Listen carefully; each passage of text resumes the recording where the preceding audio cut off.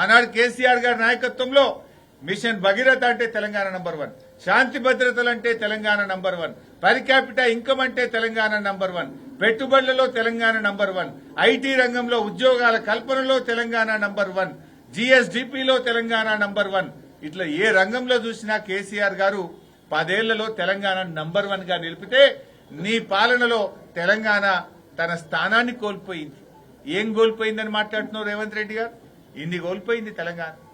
నీ 12 నెలల పుణ్యమాని ఇవాళ రాష్ట్ర ప్రజలు, అన్ని వర్గాల ప్రజలు, ఈ వర్గం ఆ వర్గం కాదు, రైతుల్ని యాగం చేసినావు, మహిళల్ని యాగం చేసినావు, విద్యార్థుల్ని యాగం చేసినావు, నిరుద్యోగుల్ని యాగం చేసినావు, ఉద్యోగుల్ని యాగం చేసినావు. నువ్వు ఏ వర్గాన్ని ప్రతి రంగంలో కూడా ఇవాళ వెనుకబడేసినావు. ఇప్పటికైనా పగ ప్రతీకారాలు మాను, పరిపాలన మీద దృష్టి పెట్టు, సీనియర్లను కాన్ఫిడెన్స్ లో తీసుకో. నువ్వు నీ వ్యక్తిగత ఇష్టాయిష్టాలకు రాష్ట్రం నష్టపోవద్దు. మా బాధ ఏంటంటే తెలంగాణ కోసం పోరాడిన వాళ్ళం. కేసీఆర్ గారి నాయకత్వంలో 14 ఏళ్లు రానే రాదు కానే కానన్న తెలంగాణ కోసం పోరాడిన పార్టీ బీఆర్ఎస్ పార్టీ, తెలంగాణ సాధించిన పార్టీ బీఆర్ఎస్ పార్టీ, తెలంగాణను అభివృద్ది పథంలో నడిపిన పార్టీ బీఆర్ఎస్ పార్టీ.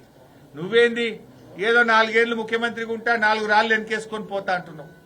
మళ్ళీ కేసీఆర్ ఏమో 10 ఏళ్ల పాలనలో 100 ఏళ్ల ముందుకు కేసీఆర్ తీసుకుపోతే నువ్వేమో 100 ఏళ్ల వెనుకకు తెలంగాణ తీసుకుపోయే ప్రయత్నం చేస్తున్నావు. మా తాపత్రయం ఈ రాష్ట్రం వెనుకబడద్దు, ఈ రాష్ట్ర ప్రజలు కష్టపడద్దు, ఈ రాష్ట్రం అభివృద్దిలో ముందుకు సాగాలి. పోరాడి సాధించుకున్న తెలంగాణ ఇంకా అగ్రభాగాన నిలబడాలనేటువంటిదే మా తాపత్రయం.